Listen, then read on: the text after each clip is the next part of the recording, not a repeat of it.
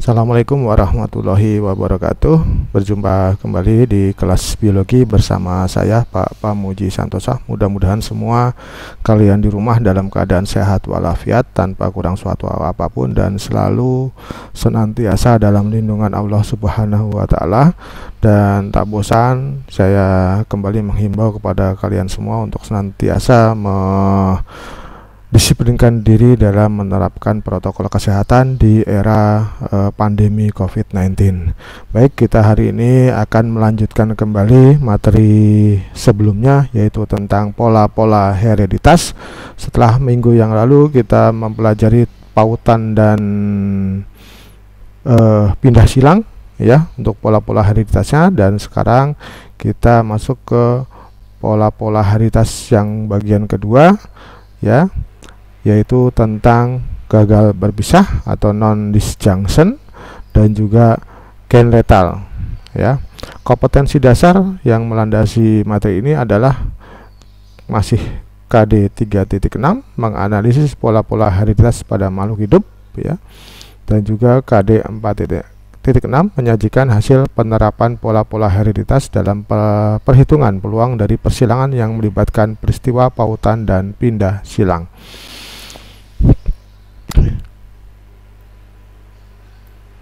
Tujuan pembelajaran diharapkan nanti setelah mengikuti pembelajaran kali ini, diharapkan nanti kalian dapat menjelaskan peristiwa gagal berpisah dan juga gen letal ya sebagai jenis atau macam dari pola-pola hereditas ya.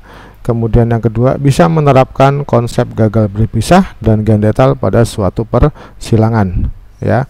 Setelah pertemuan sebelumnya kita pautan dan pindah silang, hari ini kita fokus pada jenis pola-pola hereditas berikutnya, yaitu gagal berpisah dan gen letal. Dan juga yang ketiga, menganalisis dampak gagal berpisah dan gen letal pada manusia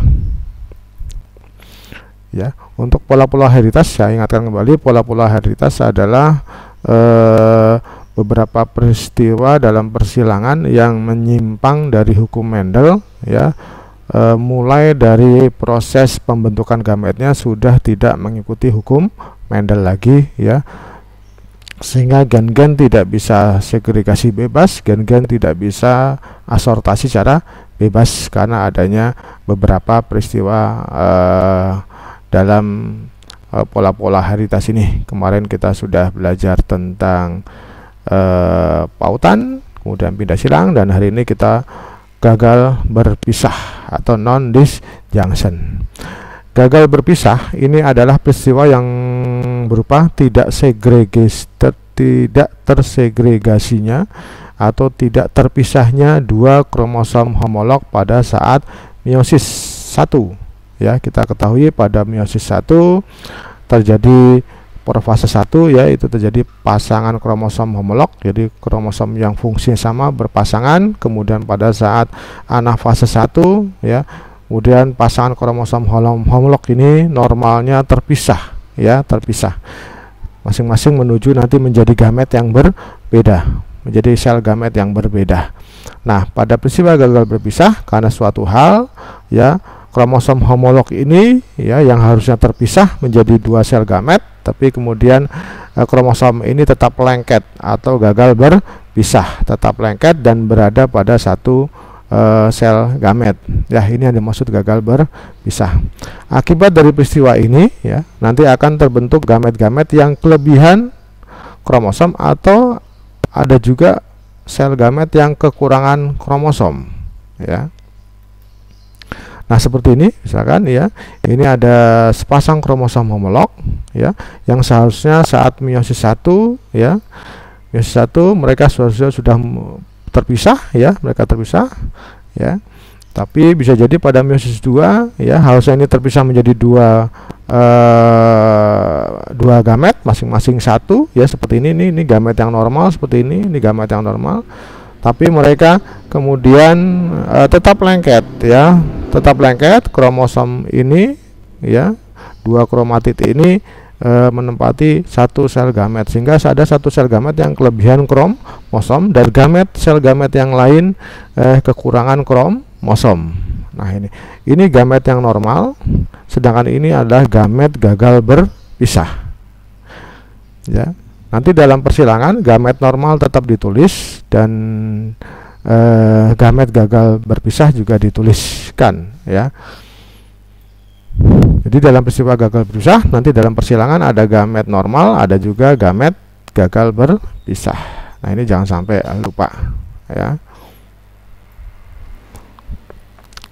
Ya, peristiwa gagal berpisah ini pertama kali ditemukan oleh Calvin Brace. Beliau menemukan lalat buah betina yang memiliki 2 kromosom X. Ya, seharusnya lalat betina pada Drosophila melanogaster itu mempunyai 2 kromosom X saja, ya, tapi ini si Calvin Brace menemukan selain 2 kromosom X, kromosom lalat buah ini juga ada kromosom Y-nya, ya. Dan ini merupakan hasil dari gagal berpisah, ya. Lalat betina yang memiliki susunan kromosom XXY ini adalah hasil gagal berpisah, ya, dimana nanti ada satu sel gamet yang mengandung 2 kromosom X dibuai oleh sperma yang mengandung kromosom Y, sehingga terbentuklah lalat XXY, ya. Pada lalat buah Drosophila melanogaster terdapat sepasang gen yang menentukan warna mata merah dan menempel pada kromosom X. Dan nanti ada penelitian berikutnya, ya, penelitian berikutnya menggunakan lalat Drosophila melanogaster, itu nanti menggunakan untuk identifikasinya menggunakan gen yang berperan dalam menentukan warna mata. Jadi pada Drosophila melanogaster itu ada mata merah dan ada mata putih, yang gennya ini yang menentukan warna mata ini, gen tersebut menempel pada kromosom X, ya, menempel pada kromosom X, di mana yang menentukan warna merah itu bersifat dominan, ya, sehingga bisa dituliskan dengan huruf M besar. Kemudian warna putih itu bersifat resesif sehingga ditulis dengan huruf kecil M kecil, ya. Nah, gen mata merah dominan terhadap gen mata putih, ya. Penulisan genotipnya seperti ini, ya. Pada lalat betina bisa jadi genotipnya XM besar ini betina mata merah. Kemudian XM besar, XM kecil ini betina mata merah heterozigot karena M besar M kecil. Kemudian ada lalat betina yang bergenotip XM kecil betina mata putih. Jadi kalau betina mata putih udah pasti XM kecil. Kemudian untuk genotip lalat jantan, ya, XM besar Y itu jantan mata merah, sedangkan XM kecil Y itu jantan mata putih, ya. Ingat bahwa betina itu kromosom seksnya adalah XX, sedangkan jantan kromosom seksnya adalah XY. Jadi jangan sampai lupa, ya.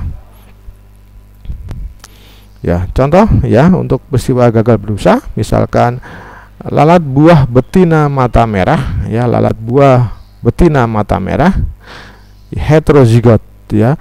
Lalat buah betina mata merah heterozigot berarti XM besar XM kecil dikawinkan dengan lalat jantan mata putih XM kecil Y berarti, ya.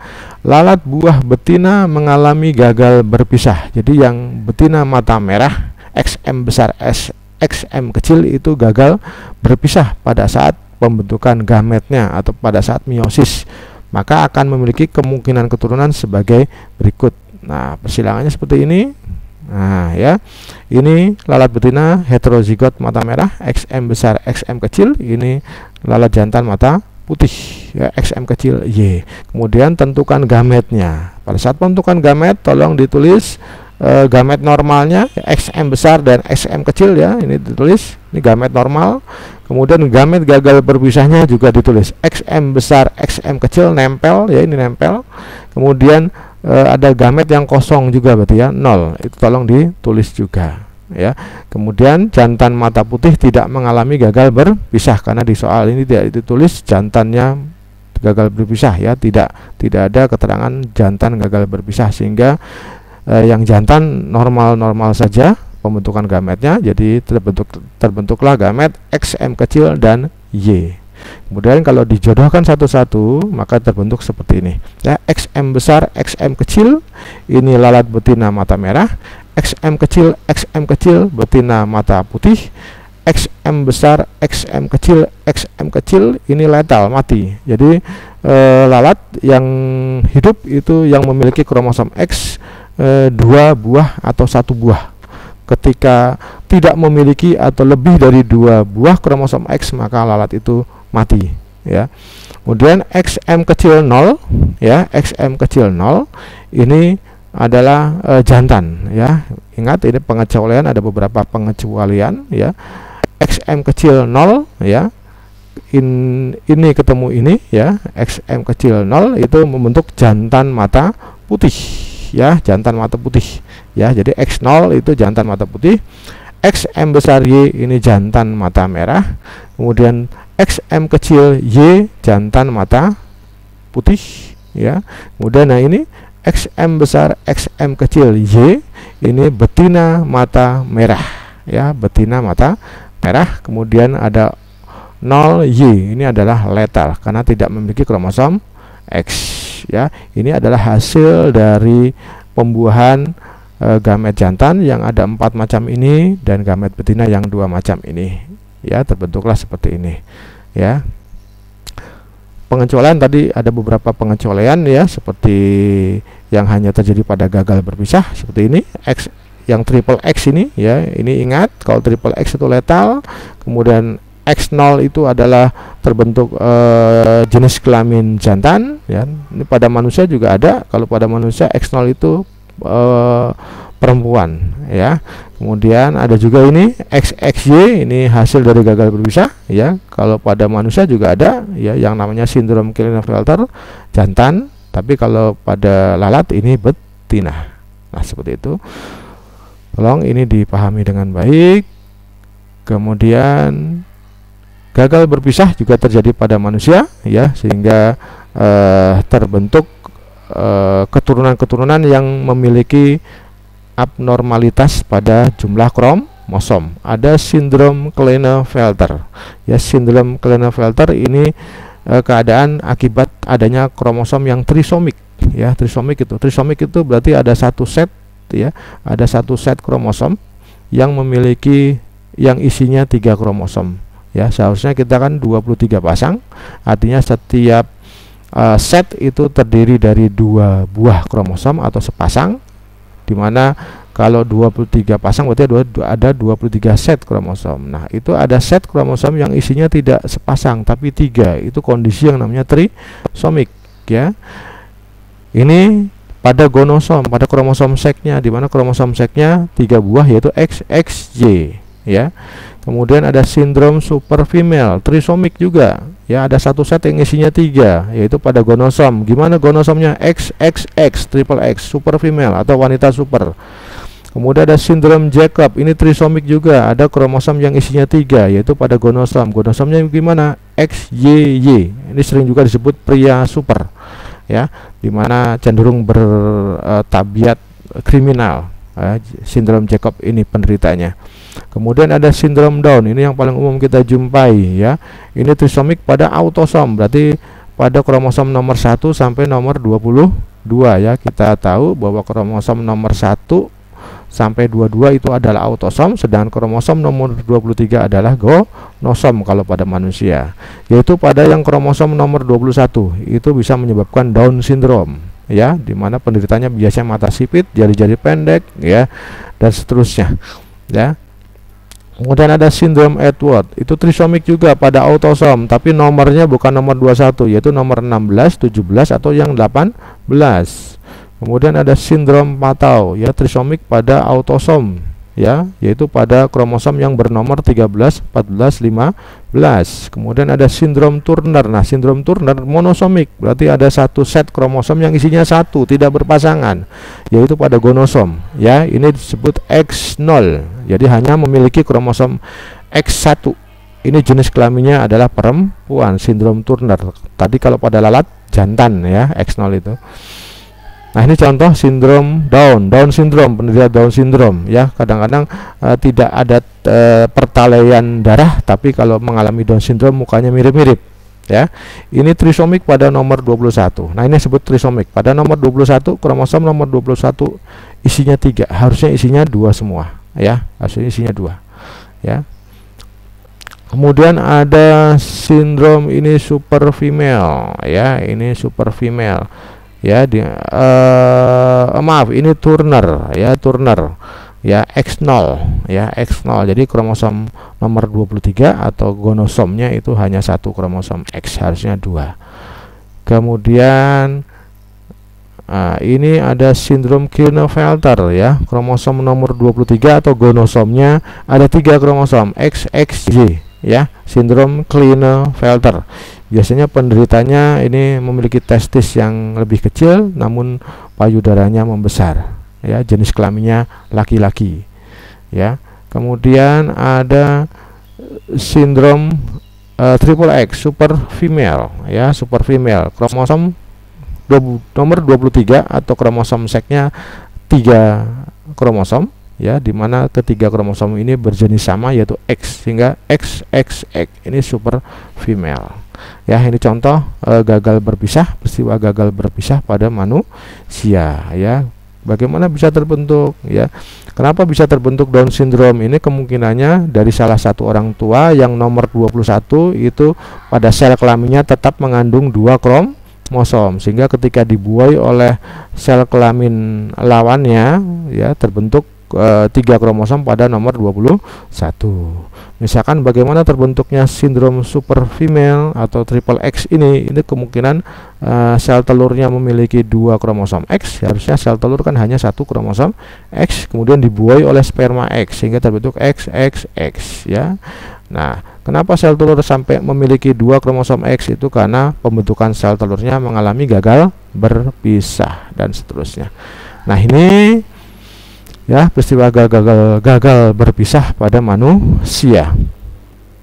Kemudian yang kedua adalah gen letal ya. Gen letal ini adalah gen yang dapat menyebabkan kematian. Letal itu mati. Jadi gen letal adalah gen yang menyebabkan kematian dalam keadaan homozigot ya. Nah, homozigot kita tahu ada 2 ya, ada homozigot dominan, ada homozigot resesif, sehingga gen letal pun ada 2 jenis, ada gen letal resesif dan ada gen letal dominan ya. Kita masuk ke yang gen letal resesif. Gen letal resesif adalah gen yang dalam keadaan homozigot resesif menyebabkan kematian ya. Contohnya apa? Contohnya adalah albino pada tanaman ya. Albino pada tanaman, kalau tanaman yang normal itu A besar atau bisa juga A besar A kecil ya. A besar A kecil ini dikatakan normal carrier ya. Nah, kalau A kecil letal karena tanaman ini tidak punya klorofil, sehingga tanaman tidak berklorofil berarti akan mati karena tidak bisa membuat makanan. Kemudian ada sapi Dexter, sapi yang bertubuh pendek ya, sapi Dexter. Itu D besar normal, D besar D kecil sapi Dexter. Kemudian D kecil sapi ini letal, tidak hidup ya. Kemudian ada hemofilia. Hemofilia ini pada manusia, di mana penderitanya darahnya sulit untuk membeku ya. Gen hemofilia ini bersifat resesif, biasanya ditulis dengan huruf H kecil dan menempel atau tertaut pada kromosom X ya, sama seperti mata merah Drosophila tadi ya, cuman dia bersifat resesif. Kalau XH besar ini adalah perempuan normal. Kemudian XH besar XH kecil ini adalah perempuan pembawa atau karir atau heterozigot. XH besar XH kecil.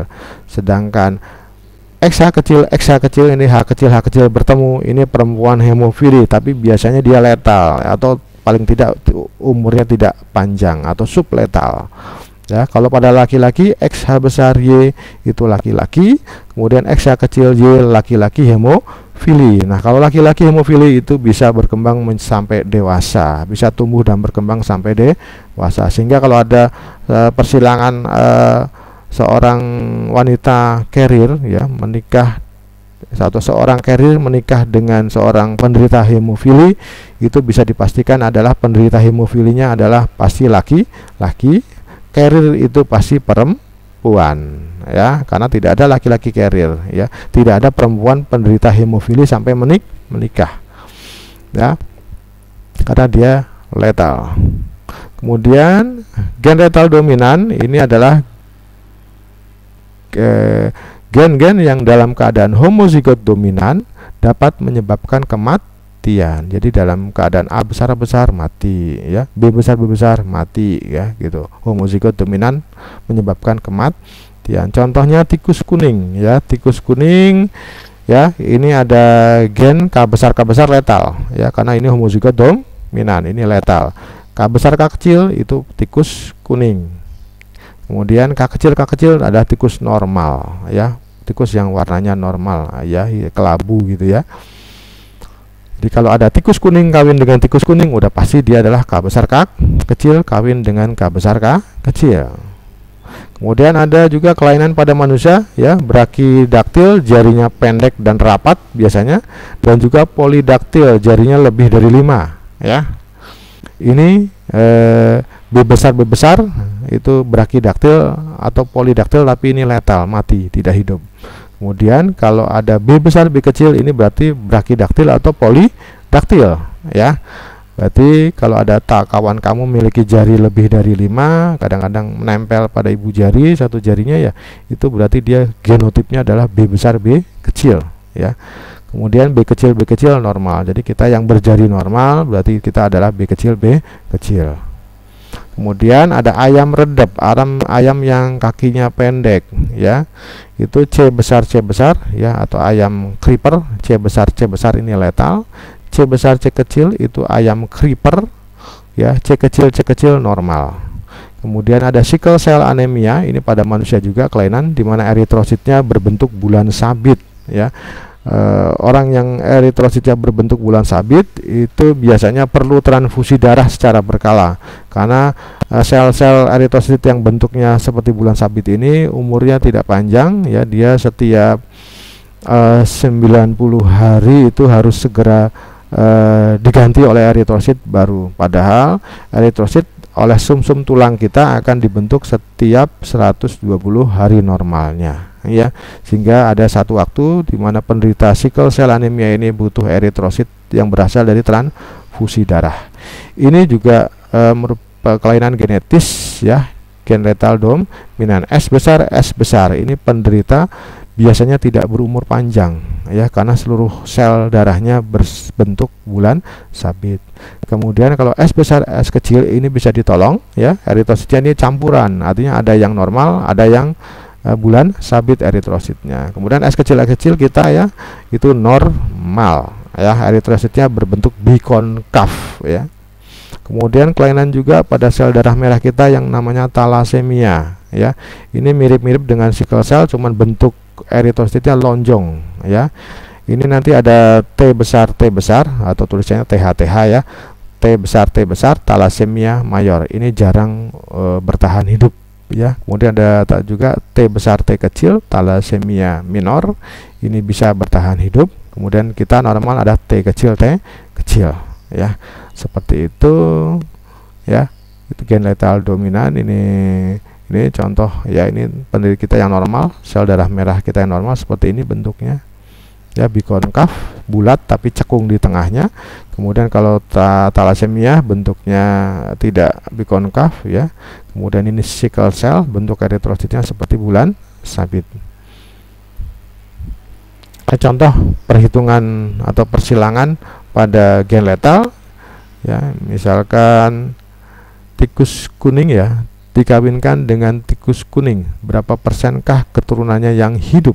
Nah, kita tahu tikus kuning adalah gen letal dominan, artinya dalam keadaan homozigot dominan, K besar dia akan menyebabkan kematian, ya. Penyelesaiannya seperti ini, ya. Gen-gennya K besar itu adalah gen tikus kuning, K kecil adalah tikus normal, ya. Dan kita pastikan bahwa kalau tikus kuning kawin dengan tikus kuning berarti dia genotipnya pasti K besar K kecil keduanya, ya. Kenapa tidak K besar? Karena kalau K besar pasti tikus itu mati ya. Kalau tikus kuning udah pasti K besar K kecil ya. Kuning kawin dengan kuning, gametnya ya masing-masing adalah K besar K kecil, K besar K kecil. Nah, F1 nya keturunannya berarti ya mudah ya. Jadi ini nanti ada K besar 1, K besar K kecil ada 2, K kecil 1 atau 25%, 50%, 25% ya.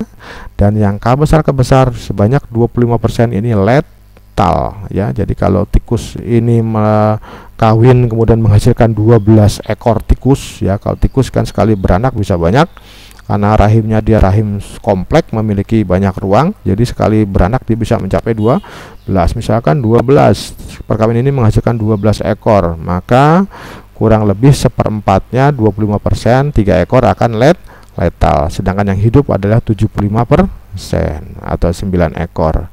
Jadi persentase keturunan yang hidup adalah 75%. Seperti itu gen letal. Nah ini contohnya misalnya ya, tikus kuning K besar K kecil dengan tikus kuning K besar K kecil, gametnya ini K besar K kecil, ini gametnya K besar K kecil, K besarnya 1 atau seperempat, K besar K kecilnya ada 2, kemudian tikus normalnya K kecil 1.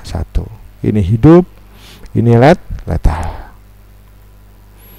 Demikian penjelasan saya hari ini untuk gen letal dan gagal berpisah. Mudah-mudahan bisa dipahami dengan baik. Kalau masih kurang paham silakan diulang-ulang video ini kembali, dan juga pelajari dari buku pegangan, buku paket ya, atau dari sumber-sumber elektronik internet misalkan, silakan digali lebih dalam lagi ya.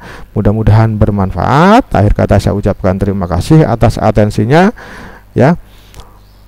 Saya ucapkan assalamualaikum warahmatullahi wabarakatuh.